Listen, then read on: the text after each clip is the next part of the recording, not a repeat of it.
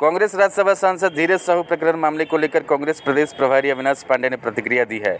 अपने 2 दिवसीय दौरे पर अविनाश पांडे रांची पहुंचे थे, जहां उन्होंने मीडिया से बातचीत में कहा कि धीरज साहू का मामला निजी मामला है, इससे पार्टी का कोई लेना देना नहीं है। हालांकि इस विषय को लेकर कांग्रेस ने धीरज साहू से स्पष्टीकरण मांगा है। अविनाश पांडे ने कहा कि आईटी की ओर से किसी तरह के आंकड़े अभी तक पेश नहीं किए गए हैं। इस मामले पर हो रही बयानबाजी को दुर्भाग्यपूर्ण बताया है। कांग्रेस को मिले 3 राज्यों में हार पर भी उन्होंने अपनी बात रखी। जी सर, आपके राज्यसभा के सांसद के पास से कैश में मिले 300 करोड़ रुपए। सर, ये पैसे किसके, ये बीजेपी पूछ रही है। देखिए, नीचे कीजिए थोड़ा सा।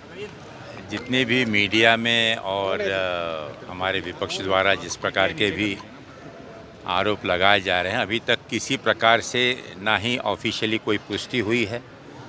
और एक चीज़ मैं स्पष्ट कर दूं, इसमें पार्टी ने बहुत ही स्पष्ट स्टैंड लिया हुआ है कि ये धीरज साहू जी का निजी मामला है, उससे कांग्रेस पार्टी का कोई भी लेना देना नहीं है।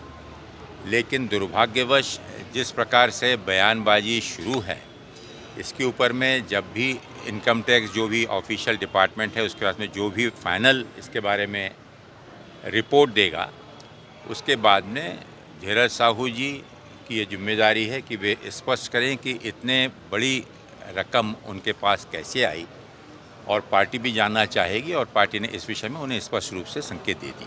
बीजेपी कह रही है इंडिया गठबंधन के नेताओं को मिला-जुला।